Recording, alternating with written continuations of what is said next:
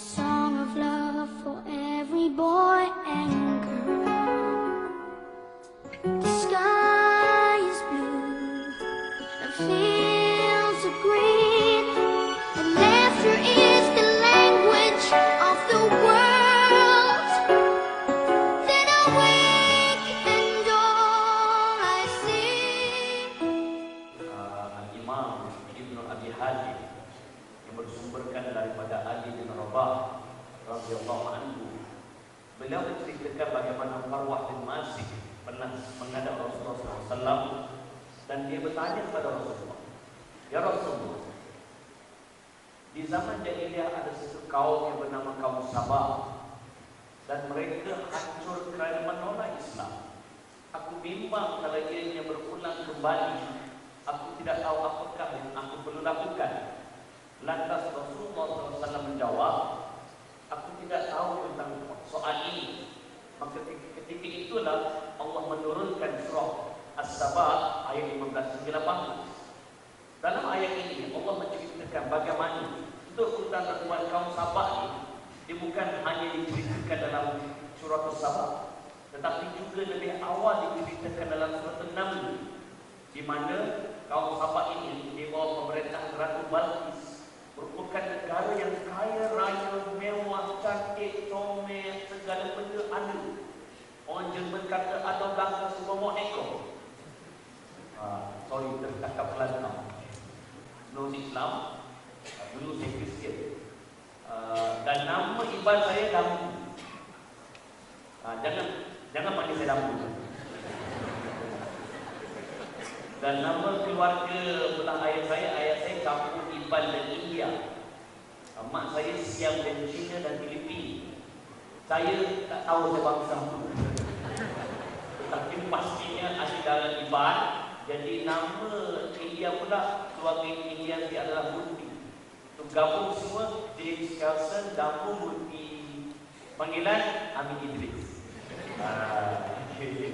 Balik pada cerita tadi. Tuan-tuan dan puan-puan, dalam ayat tadi, kaum Sabah dia berada dalam satu negara yang indah, sampai disebut dalam Quran, dalam surah Sabah sebagai jannatain, dua syurga. Di sebelah kanannya adalah taman-taman, kebun-kebun yang semua buah-buahannya ranum. Di sebelah kirinya adalah hasil-hasil tanaman yang indah-indah. Tetapi ayat ini dia akhirkan dengan apa tu disebut dalam Quran, baldatul thayyibatun wa rabbul ghafur. Baldatul thayyibatun, negara yang baik, wa rabbul ghafur, dan Tuhan yang Maha Pengampun. Tetapi ayat itu tak terhenti di situ. Disambung lagi dalam ayat ini, Allah kata, wa a'ridu wa arsalna alaihim saylan 'alim wa badalnahum bi jannatin jannatain, yang dulunya merupakan surga-surga, kebun-kebun yang indah, Allah tukarkan menjadi pohon-pohon yang buah-buahannya pahit, yang buah-buahannya cukup teruk, malah segala-gala yang ada di tanah tersebut kering kontang. Kerana apa? Keingkaran mereka mensyukuri nikmat Allah Subhanahu wa taala. Benda ini mengingatkan saya pada satu ayat Allah dalam Quran. Allah kata, wallahu akhrajakum min butuni ummahatikum la ta'lamuna syai'a wa ja'ala lakum as-sam'a wal absara wal af'idah la'allakum tashkurun. Allah keluarkan kita daripada perut ibu kita. Wallahu akhrajakum min butuni ummahatikum, dalam keadaan apa? La ta'lamuna syai'a. Liza walaupun suara Liza dia pandai berlakon, comel pula. Tapi bila dia lahir, dia tak pandai menyanyi. Dia keluar rumah, dia tak nyanyi, wah ya sahabat semua. Tak ada. Dan tak ada. Dia tak keluar terus lakon cerita syurga cinta. Dia tak keluar terus lakon. Dia keluar sebagai orang yang tak tahu apa. Dia tak, mungkin mata dia besar lah masa dia lahir ni. Kan? Dia nangis-nangis tapi mata dia besar. Kan? Ustaz Rasul pun bila dia keluar rumah dia tak terus pandai ceramah. Tuan-tuan dulu bila lahir, ketawa ke menangis? Ada yang lahir tahu? Dia keluar rumah dia, ada? Tak ada. Kita keluar menangis. Dan bila kita keluar dalam keadaan menangis, bila mak kita tanya, nama mak apa? Boleh tak baby jawab mak dia nama apa? Si boleh. Si boleh. Tak boleh. Tak boleh. Dan boleh tak mak tu kata aku punya anak nama mak tu tak tahu? Tak boleh, sebab memang budak tu lahir tak tahu apa-apa. La ta'lamuna syai'an. Tuhan kata la ta'lamuna syai'an. Tapi Allah sambung lagi ayat tadi. Tuhan kata apa? Wa ja'ala lakumus sam'a. Tuhan bagi pada kita pendengaran, wal absar, penglihatan, wal afidah, ada fikiran, la'allakum tashkurun, supaya kita semua bersyukur. Tuan-tuan dan puan-puan, apabila Sarawak yang menjadi antara negeri yang membantu, yang menyumbang, yang menjadi di antara disebut sebagai pembentuk kepada negara Malaysia pada 16 September 1963. Antara tokoh ketika itu adalah Tun Juga. Anak muda sekarang dia sebut Tun Juga, bukan pasar raya kat Kuching yang batunya mahal-mahal. Kan? Tun Juga ini hebatnya. Tun Juga ni walaupun dia tidak ada pendidikan formal, di mana 8 orang tentera Malaysia dibunuh oleh 130 orang tentera Komunis Indonesia. Nanti tak tahu ke saya seorang diri. Tak boleh saya ingatkan, saya ingatkan. Bila tidak cukup dengan itu, tuan-tuan dan puan-puan, negara kita juga diuji dengan peristiwa berdarah tahun 69, 13 Mei, di mana khususnya di Semenanjung rakyat berbunuh-bunuhan yang antara satu sama lain. Tetapi Allah uji kita bukan sebab apa? Untuk kita bersyukur, untuk kita menerima apa yang Allah bagi, dan kita buat dengan betul-betul, dengan cara yang betul. Syukur ni tuan-tuan, kita selalu kata maksud apa syukur? Terima kasih kan? Gini, saya nak bagi kita mudah faham. Syukur ni ialah kita menggunakan nama Allah dengan betul-betul, dengan cara yang betul. Itu baru betul. Betul? Saya ulang sekali. Bersyukur ialah kita guna nama Allah dengan betul-betul, dengan cara yang betul. Itu baru betul. Betul? Kan? Ada adik kita jawab betul-betul. Itu syukur. Allah bagi pada kita nikmat iPad. Kita pun buka lah iPad, buka kotak dia, buka plastik dia, wah cantiknya iPad kan. Betul. Hebatnya cantik ni, kita pun buat yang elok, kita cicah yang elok kan. Adakah itu cara yang betul kita menggunakan iPad? Kita tak cicah yang betul-betul. Tapi adakah itu cara yang betul? Tidak. Itu tak bersyukur namanya. Allah bagi kepada kita nikmat. Saya ingat Sabah Sarawak ni uniknya negeri ini ialah walaupun kita ada berpuluh etnik, berpuluh kaum, tapi kita boleh hidup dengan tenang. Tahun ni bulan 2, atuk saya sebelah ayah saya meninggal. Dia Kristian, Hindu Kristian. So sepatutnya dia di majlis pembumian kan, acara pembumian dia buat di gereja. Tak, dia request dia nak dibakar dan dibuat di kuil Buddha. Maka seluruh ahli keluarga datang, termasuk saya dan keluarga ayah dan ayah saya. Dan bila sampai di sana dekat kuil Buddha, kan, semua suku saya yang saya dah lama tak jumpa, pak cik saya yang saya pernah tak kenal muka, dia banyak, wah ya aku nak ready, wah so handsome kan. Tak apalah kan, di tengah-tengah majlis sebab dia buat acara Kristian dan adalah dia punya lagu-lagu dia, bangun, memberi hormat dan sebagainya. Dan yang menariknya ialah pengurusi majlis itu, seorang padri, dia kata, since we have our brother Muslim here, sebab sahabat Sarawak ni dah nama punya kalimah Allah dalam Bible kan. Dia kata apa? Since we have two of our Muslim brother here, so we will not use the word Allah in ourselves, to respect that. Bagaimana cara komunikasi rakyat Sabah Sarawak dalam hari ini? Sebenarnya dah gaduh lah. Sebenarnya dah kebalan, masih sinawat teman. Oleh demikian, budaya inilah yang rakyat Sarawak tinggalkan, di mana kita bertoleransi dengan tidak menghormatkan prinsip kita. Sebab itu saya mengucapkan tahniah tuan-tuan. Pak malam ini kita ada 2 majlis kan.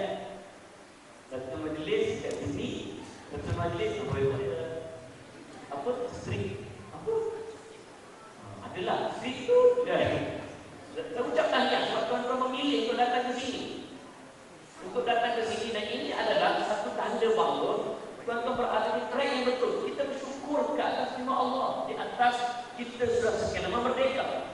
Oleh demikian, sebagai penjawab, sebagai mengulas ayat tadi, belajar manusia. Dalam Quran terlalu banyak sejarah,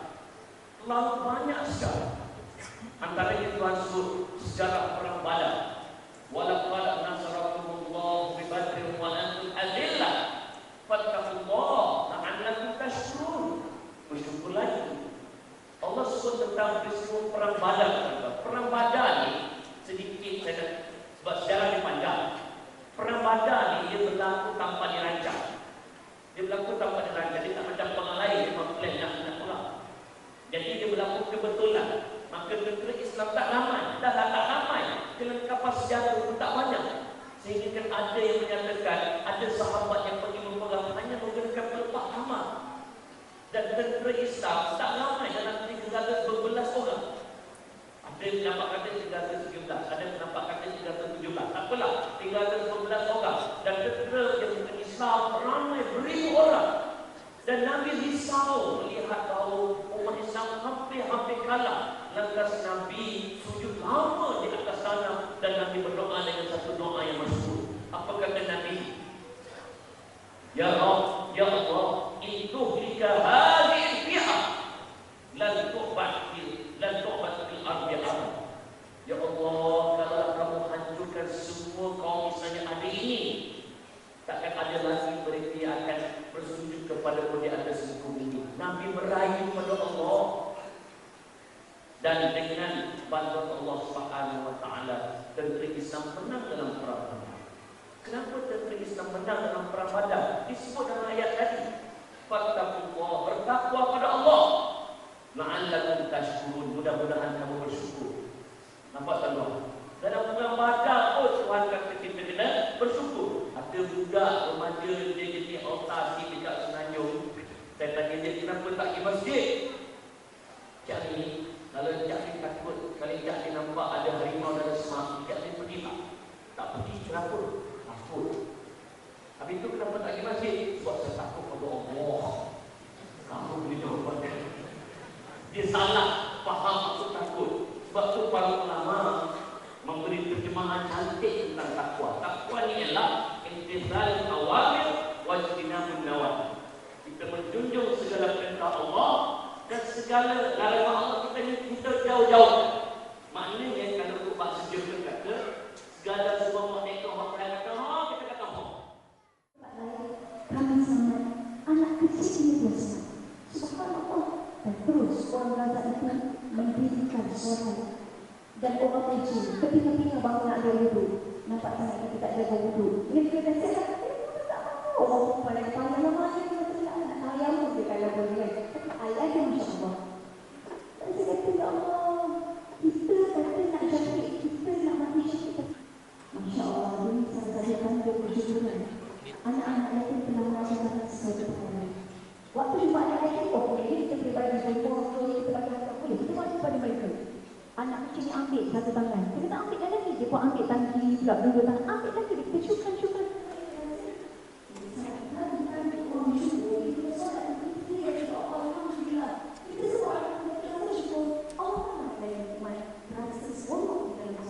Apa jujur bacakan dan jihad kita rasa seronok, insya-Allah Allah tambah lagi nikmat. Kita seronok bagi duit pada mak bapak kita. Memang mak bapak kita suka pun begitu. Tapi insya-Allah Allah tambah lagi nikmat kita lebih menyumbang kepada keluarga kita. Insya-Allah. Wallahu a'lam bishawab.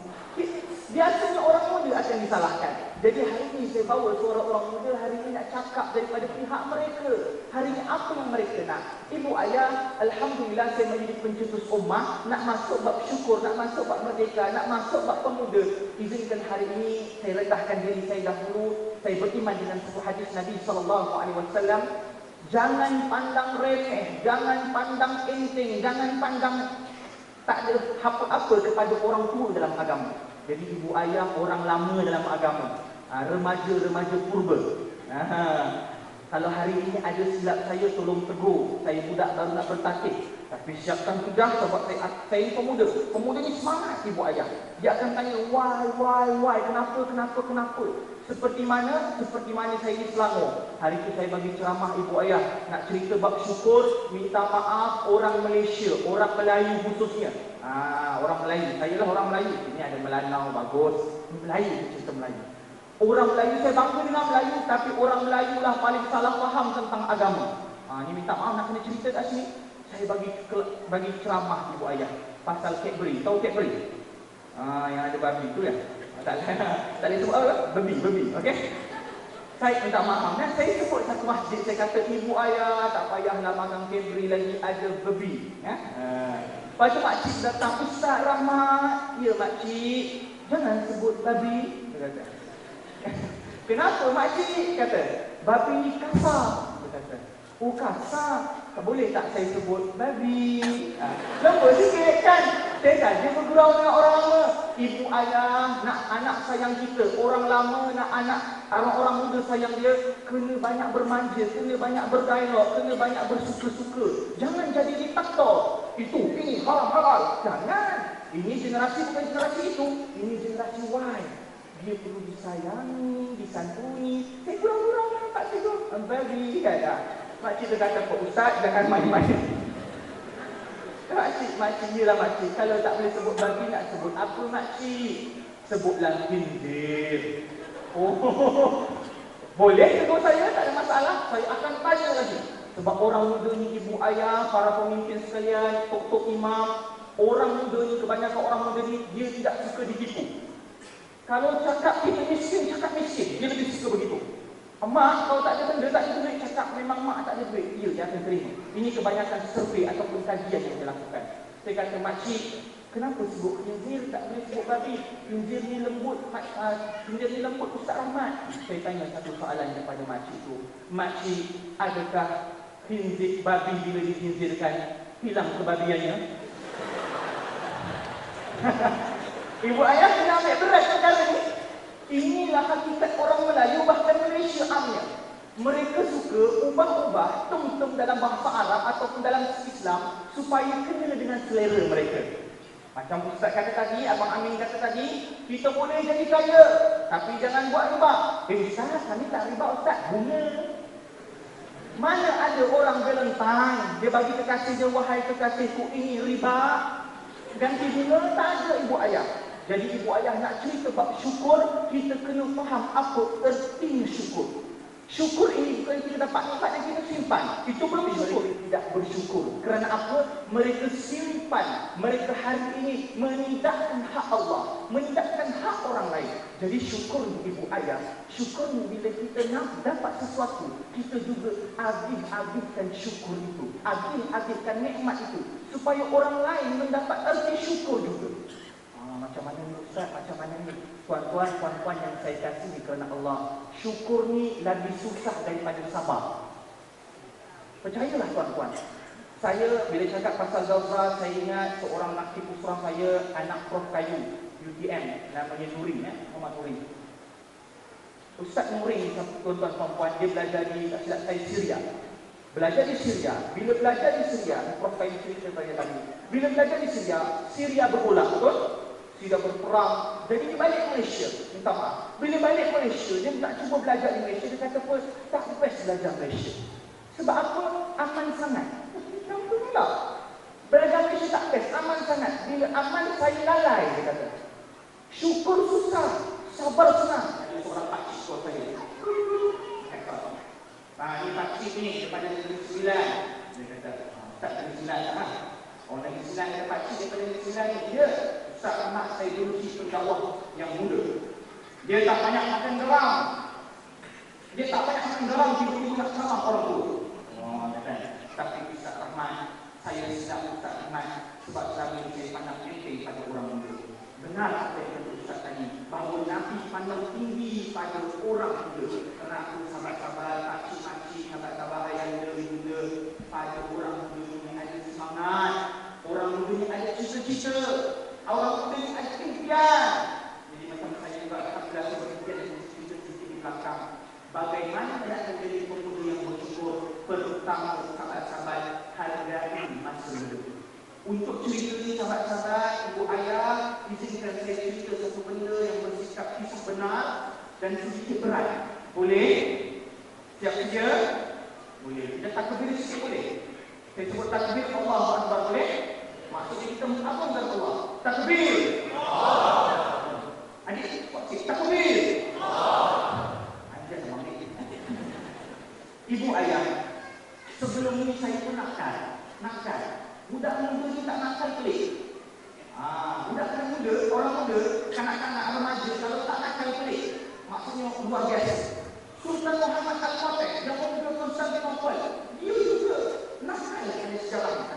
Orang kok main-main sampai lagi guru dia disiplinkan. Jadi ibu ayah kalau nampak anak nakal, panjang pokok, merempit di kedai-kedai. Sabar je lah.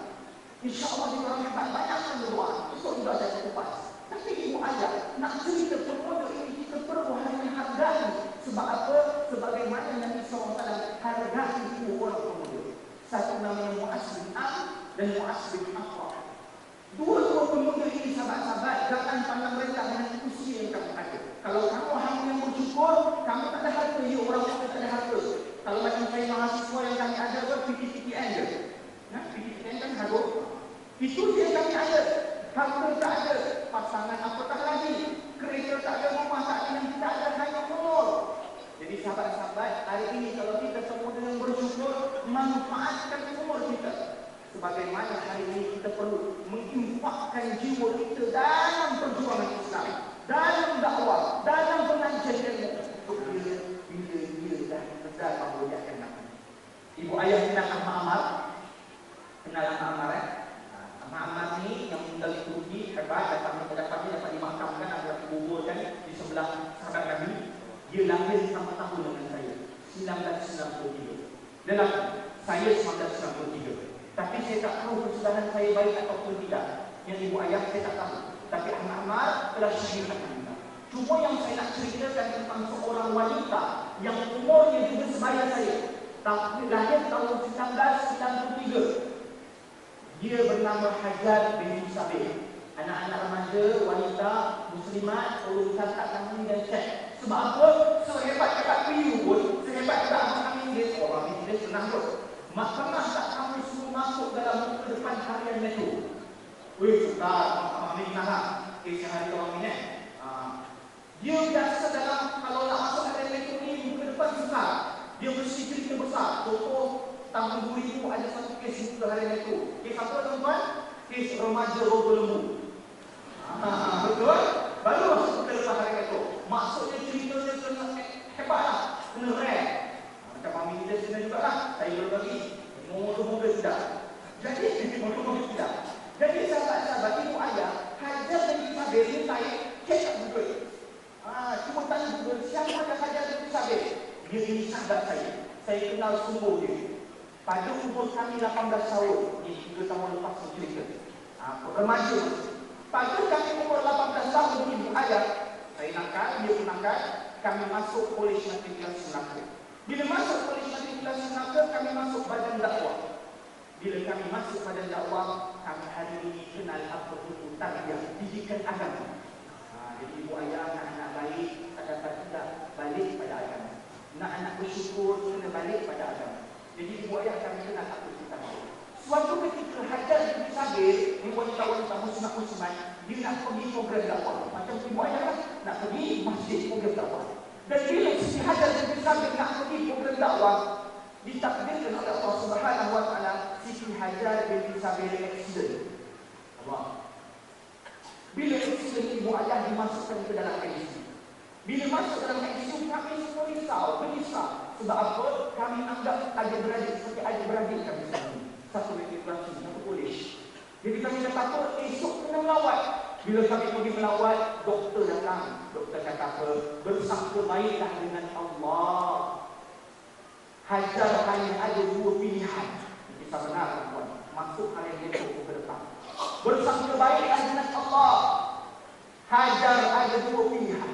Pilihan yang pertama, Hajar mati. Pada umur 18 tahun. Allah SWT. Nak ada anak itu belum cacat, barangkali kita kata bayi meninggal. Nanti kita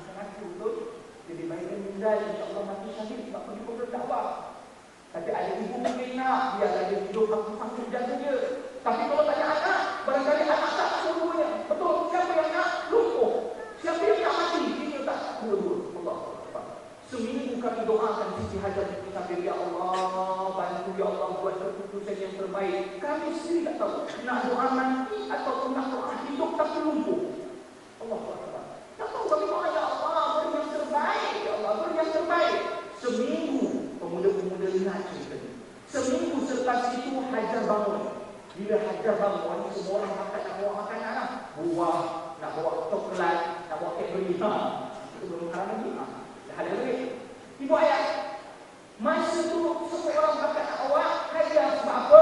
Semua ingat bahawa Hajar bangun kaki tak ada, betul? Doktor kata bila dia bangun, dia lumpuh seumur hidup. Allah. Jadi kata, jom kita pergi gembirakan Hajar. Siapa yang gembira tengok kaki tak ada? Tapi saya tak bawa barang, ibu ayah. Saya ni duit sikit lah. Saya gila. Orang tanya, bawa apa Rahmat? Tak bawa apa-apa lah. Bawa lawak bodoh. Kenapa bawa lawak bodoh? Sebab saya nak buat lawak depan Hajar supaya Hajar tidak. Heret. Saya kata, betul juga Rahmat. So saya dah siap-siap bawa lawak ni. Bila saya dah siap-siap bawa lawak, bila masuk pintu saya nak buat lawak. Bila saya nak buat lawak, saya tengok Hajar sedikit pun tak sedih. Bahkan tersenyum gembira. Ahlan wa sahlan. Selamat datang. Terima kasih ziarah saya. Sedangkan kakinya tak ada. Ni pemuda yang beriman dengan qada dan qadar. Dia tahu bahawa hari ini apa sahaja yang diberikan kepadanya itu yang terbaik. Dia tahu ibu ayah ada anak-anak kita tak bersyukur dengan muka dia. Kenapa muka saya ni tak handsome macam Ibu Rahmat? Jangan persoalkan takdir Allah. Barangkali kalau kamu handsome, kamu tak datang masjid. Mungkin kita pergi pak-pak malam. Belanja spesialis. Ada seorang makcik datang pada saya, Ustaz Rahmat di Selangor. Ustaz tolong doakan makcik Ustaz, kaki makcik sakit.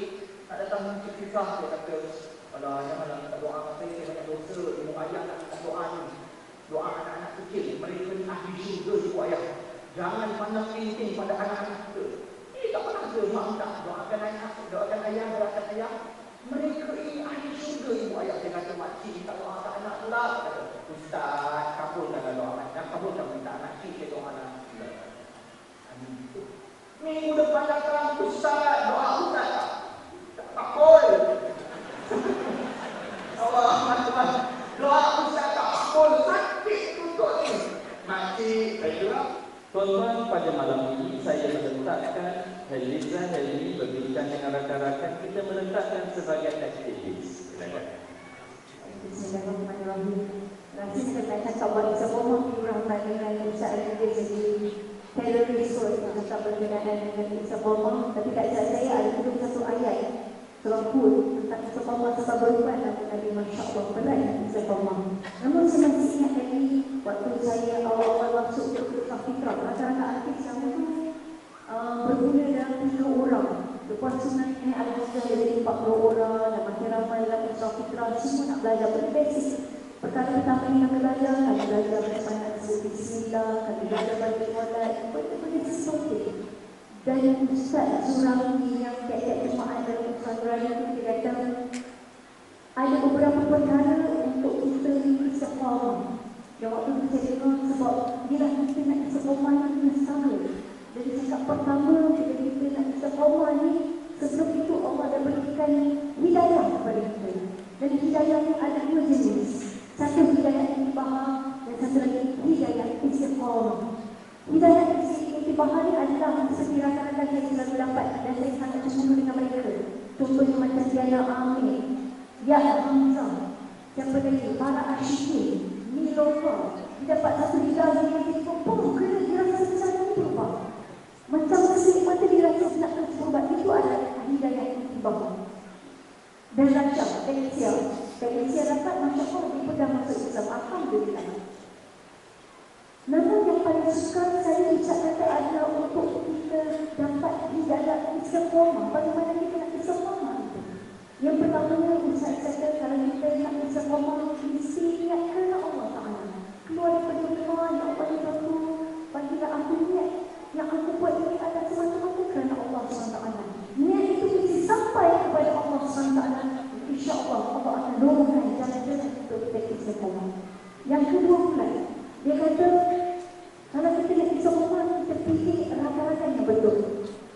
Dulu waktu Nabi Musa AS mendapat wahyu daripada Allah SWT untuk berdakwah kepada Fir'aun, Nabi Musa request pada Allah untuk bawa adiknya kan sepupunya Nabi Harun. tiga sepuluh kubur. Itulah ada kaitan ada dengan Nabi Musa. Sebab Nabi Musa ni tak berapa fasih untuk bercakap. Jadi Nabi Harun ni lebih fasih bercakap, jadi dia request kepada Allah SWT untuk jumpa Fir'aun.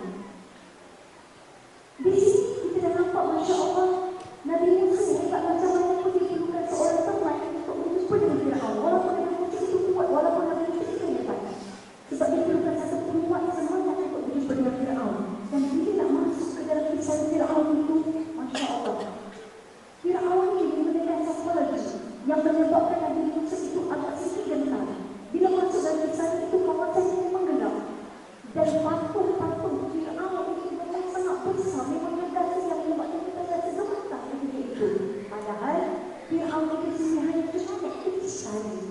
Jadi bila dah jumpa dengan Fir'aun itu, berdakwah dengan Nabi Musa dan Nabi Harun kepada Fir'aun yang menyebabkan pada itu Fir'aun tidak dapat tidur malam. Dia berfikir apa yang telah diperkatakan oleh Nabi Musa. Dan esoknya Fir'aun tak sabar-sabar nak jumpa dengan Harun. Dia punya penasihat tak sabar-sabar nak ceritakan apa yang berlaku. Dan dia diceritakan kepada penasihatnya, terus penasihatnya berkata, takkanlah kerana kata-kata lemah lembut Nabi Musa itu kamu terus nak beriman kepada Allah. Yang sepatutnya Nabi Fir'aun itu sendiri rasa terfikir, kalau aku beriman kepada Allah ni, aku tak juga kaya, aku juga dapat menguasai apa yang aku nak kuasa. Tak hilang. Yang menyebabkan Fir'aun katakan aku beriman kepada Allah ni juga. Tapi disebabkan penasihat yang menasihati dalam kamu, tak beriman kepada Allah, orang semua dah akan Tuhan. Terus 760 darjah tak jadi untuk beriman pada Allah. Di sini nak menunjukkan kalau kita nak kisah Allah, pertamanya dalam cerita tadi, satu kita memilih kawan yang betul, yang mendekatkan kita kepada Allah SWT. Satu lagi, kita terpilih kawan yang salah, yang menyebabkan kita jauh daripada Allah SWT. Jadi kita kena pilih kawan-kawan yang betul, tak kawan-kawan yang dekat. Bila kita nak dekat dengan Allah, kena pilih kawan yang betul-betul. Ketiganya adalah ilmu.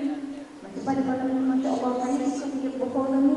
Bukan sebab saya nak share apa, saya sikit sangat ilmu. Dia macam tak ada sangat. Tapi suka dia bergantian dengan orang yang kekiraman, orang tu. Macam ada Idris, Masya Allah, ada banyak ilmu. Kita nak ajak orang macam ni untuk kita dapat balik keempat diri kita yang kekeringan kontak itu. Yang ketiga, keempatnya adalah syukur. Diceritakan bagaimana Sayyidina Umar Al-Khattab setiap kali menangis, dikhabarkan ada lekukan bahawa hitam antara bala mata hingga bala pipi. Disebabkan setiap kali Sayyidina Umar itu menangis, bersyukur kepada Allah SWT. Allah memilih Sayyidina Umar untuk beristighfar. Bagaimana Nabi Muhammad SAW sampai pengkak kaki sujud kepada Allah SWT. Yang Sayyidina Aisyah tanya, buat apa kamu nak solat pengkak kaki? Kamu confirm masuk surga? Dan Nabi Muhammad jawab, tidakkah aku nak menjadi orang-orang yang bersyukur. Dan yang kelima pula, jangan lupa kuasa doa. Ada doa selalu ini. Doa itu merupakan satu orang umum. Kita berdoa, ya Allah, nasihat aku istiqamah. Allahumma rzuqna istiqamah. Ya Allah, nasihat aku istiqamah. Ya Allah, ikhlaskan aku dalam apa yang perkara kita buat. Mudah-mudahan dengan 5 tips ini adalah yang saya tahu yang boleh di-share oleh Dr. Muhammad. Tapi ini 5 tips yang dikongsikan oleh Ustaz Surawi supaya kita ni agak-agaknya tersasar, kita get back to track mengikut antara tips macam ini. Dan akhirnya daripada saya sebenarnya bila nak berkongsi ini, saya rasa macam dia Allah tak layak lagi. Bila daripada orang kita bukan saya juga nak duduk bercakap kat depan, tak pernah belajar bahasa Arab, tak pernah bersekolah agama lagi, dan tak berhenti apa-apa. Amin adalah antara Tuan Guru yang banyak saya memberi ilmu kepada saya. Sumpah hari ini memang saya sekali, insyaAllah. Yang menyebabkan saya ada sedikit kekuatan apabila saya dengar kata-kata Imam Hasan Al-Bani. Imam Hasan Al-Bani berkata, aku menasihati kamu bukan kerana aku paling soleh di kalangan kamu, bukan juga aku paling baik di kalangan kamu. Aku juga pernah melampaui batas. Dan sekiranya seseorang itu hanya boleh memberi nasihat apabila dia sudah cukup aman, maka dia adalah pendakwa jadi sini, walaupun saya di sana, walaupun saya di sini, tapi fikirkan bahawa saya tegas. Pendakwa ini adalah orang kata, man qala la ilaha illallah fahuwa sa'id. Barang siapa yang mengucapkan la ilaha illallah, kita semua merupakan pendakwa yang merupakan tanggungjawab kita untuk sebarkan amanah Allah. InsyaAllah, wallahu a'lam bishawab. Saya mohon ampun dari jemaah sehingga ada silap terkurang terdapat bangsa sebagai ini dalam tugas saya tadi. Doakanlah saya untuk terus menjadi insan yang terbaik. InsyaAllah. Dapat tidak berkali terbaik dengan Al-Quran. Dan jadi saya memberi sedikit tafsir surah Al-As. Sebab apa ibu ayah, sahabat-sahabat saya, adik-adik saya yang percaya dalam Allah Subhanahu wa taala, Abdullah bin Umar, anak kepada Sayyidina Umar Al-Khattab, daripada silsilah ini, silsilah ini lahir Umar bin Aziz. Ini orang hebat-hebat. Abdullah bin Umar kata apa? Kami khatam surah Al-Baqarah, kami ambil masa 6 tahun. Dan Imam Syafi'i rahimahullah kata sebenarnya anak muda dah paling banyak masa untuk mengaji. Dan bukan. Abdullah bin Umar khatam surah Al-Baqarah 6 tahun. Saya lepas saya hari ini umur 18 tahun, saya ingat ada umur 18 tahun, saya ambil masa 2 tahun untuk khatam 4 surah. Allahuakbar. Surah Al-As, surah Al-Hujurat, surah Al-Saf dan surah Al-Fatihah. 4 tahun. Apa maksud Abdullah bin Umar 6 tahun khatam surah Al-Baqarah? Maksud Abdullah bin Umar, kami khatam surah Al-Baqarah, kami baca 10 ayat demi 10 ayat. Kami takkan bergandak 10 ayat yang lain sehingga kami amal, kami hafal, kami kaji, kami mengaji. Kalau tak buat perkara itu, kami malu untuk berada di surah yang lain. Tapi para sahabat Nabi khatam sekali bacaan. Setiap seminggu mereka khatam sekali bacaan. Allah hebat. Jadi sahabat-sahabat yang remaja itu tengah ada usia muda, maka carilah ini. Kenapa saya nak pergi secara singkat tafsir surah Al-As yang dikatakan oleh ulama, kalau andailah Al-Quran ini tidak turun, tapi turun surah Al-As ini yang dibaca sampai habis pengajian yang dan juga pada cerita tafsir Baqarah dan surah Al-As. Surah ini katakan kalau tak turun Al-Quran, turun surah Al-As, cukuplah mengajarkan surah Al-As. Kenapa? Sebab surah Al-As mengajar kita 4 perkara. Bahkan lebih.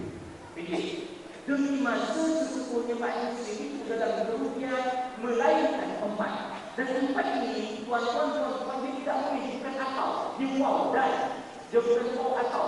Maksudnya hari ini, demi masa manusia itu dalam kerugian melainkan 1 orang yang ada 4 cik. Bukan 4 orang, bukan. Faham tak tuan-tuan? Kebenaran, sila. Semua orang rugi melainkan seorang yang ada 4 ciri. Pertama, beriman, beramal soleh, berpesan-pesan ke arah kebaikan dan berpesan-pesan dengan penuh kesabaran. Untuk banyak perkara ini yang bagi saya buat analogi boleh? Analogi juga. Banyak dari ibu ayah kita sebut tidur. Pernah tidur kan? Kita tidur, pernah tak kita terbangun pukul 4? Orang-orang sawak mengawal dia tengah sawak dia. Pukul 3, pernah tak kita bangun? Pukul 3. Lepas tu kita kata apa? Awal lagi. Betul? Tidur balik betul? Tidur balik. Bangun pukul 4. Awal lagi. Tidur balik betul? Lepas tu kita bangun pukul 5, subuh betul? Awal lagi. Solat pukul 5. Setengah 6. Bangun balik pukul 6. Dah ada waktu solat. Ini orang yang rasa dia ada masa. Betul? Awal lagi. Remaja biasanya diorang rasa nantilah, kejap lagi lah, umur 20 lah, rumah yang baik, 25 lah. Betul? Jadi tuan-tuan banyak lagi kita tidur malam ni, tiba-tiba kita bangun pukul 5. Tengok pukul 5. Nak sebut awal lagi tiba-tiba hidup kita terbangun suatu bawah yang hangit. Hangit tak boleh. Hangit. Allah Akbar. Hangit bau terbakar.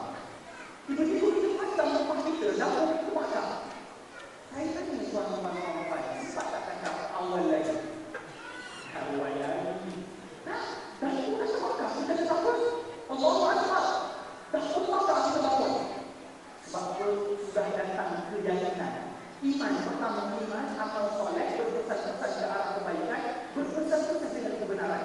Kita kadang-kadang tak faham apa itu iman. Saya sebelum jadi penulis sopan, saya buat sedikit kajian lapangan.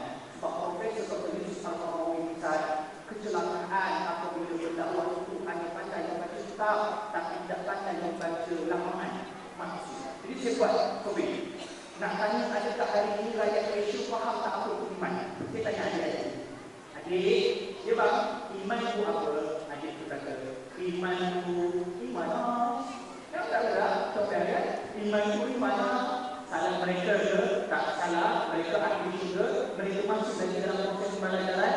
Tak salah, mereka tak tahu. Saya tanya mahasiswa, Bu, iman itu apa? Dia kata, iman itu iman. Jawapan sama, cuma tuan berbeza. Ada iman itu iman. Remaja, iman itu iman. Maksudnya tak bertambah intelektual, tak tambah ilmu, tapi ilmu kita masih sama. Solat kita sama, macam sama masih solat kita zaman sekolah rendah, betul? Tak ada kebaikan. Jadi saya tanya pakcik, minta maaf, saya tanya pakcik, apa itu iman? Sebelum kita bersemangat, pakcik berkata, iman itu kau tak boleh lagi je. Minta maaf orang Melayu yang paling tinggi. Dia merasakan Islam itu milik mereka. Oh, jangan main Pak Islam. Jangan main. Mereka akan bakal mempertahankan Islam. Tapi solat itu tak apa. Ya, minta maaf. Demonstrasi Islam. Oh, hebat. Dan tak lakukan solat itu. Jadi tuan-tuan, iman itu apa? Iman itu apa? Minta maaf antara lagi juga dia berkata sesaka. Tolonglah berbagi sama dengan ustaz-ustaz yang ada ulama yang berhafal bahasa Arab ni. Kita kata tafsir Al-Quran yang lebih halus.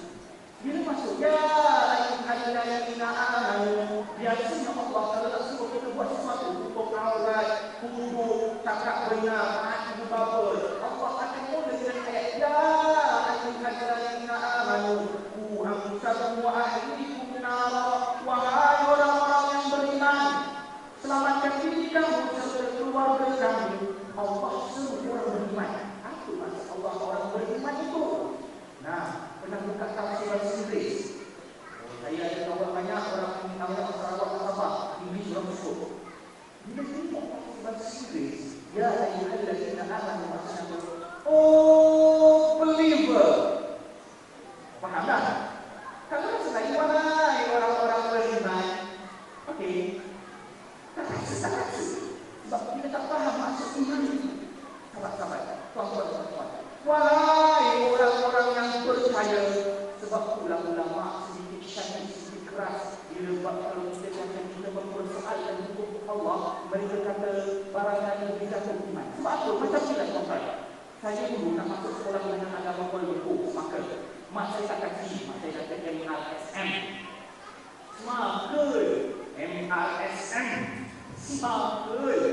Mak saya kata, kalau anak mak masuk MRSM, kalau saya bilang maksud saya bukan anak mak saya, faham ke? Kalau Allah kata, wahai orang-orang yang percaya aku, percaya aku. Kalau aku percaya aku, jalankan dulu dengan cakap ibu ayah. Tiba-tiba kita kata, tapi ya Allah, seolah-olah kita mempersoalkan kedudukan Allah sebagai Tuhan. Itu dikatakan hati-hati dengan iman saja dia tak buat untuk Allah. Nampak? Jadi tuan-tuan ibu ayah yang saya kasihkan Allah Subhanahu Wa Taala, yang Allah berikan kita insya-Allah. Bila masuk, wahai orang maknanya, demi masa sesungguhnya manusia itu dan kemudian melahirkan orang beriman. Beriman ini maksudnya meyakini bahawa dia akan ada hari akhirat. Tapi kenapa api? Dan meyakini itu kalau aku tak lahirkan diri, aku terbakar mati. Betul? Kita yakin. Wahai orang-orang yang percaya, api itu boleh membakar diri. Tapi kalau tak percaya, itu contoh. Kan orang tak percaya bahawa api boleh bakar. Api bakar. Kedua, masuk beramal soleh. Bila kita dah percaya pada Allah, percaya ada akhir akhirat, kita kena buat amal soleh. Sebab apa? Nak larikan diri kita daripada neraka masuk syurga. Dan percayalah sahabat-sahabat saya itu banyak hadis juga kisah sana. Syurga dan neraka diciptakan untuk pendosa. Cuma syurga diciptakan untuk pendosa yang bertaubat, dan neraka diciptakan untuk pendosa yang ego dan Beruntunglah mereka yang berdosa, kerana Allah sudi untuk mengampunkannya. Dan insya Allah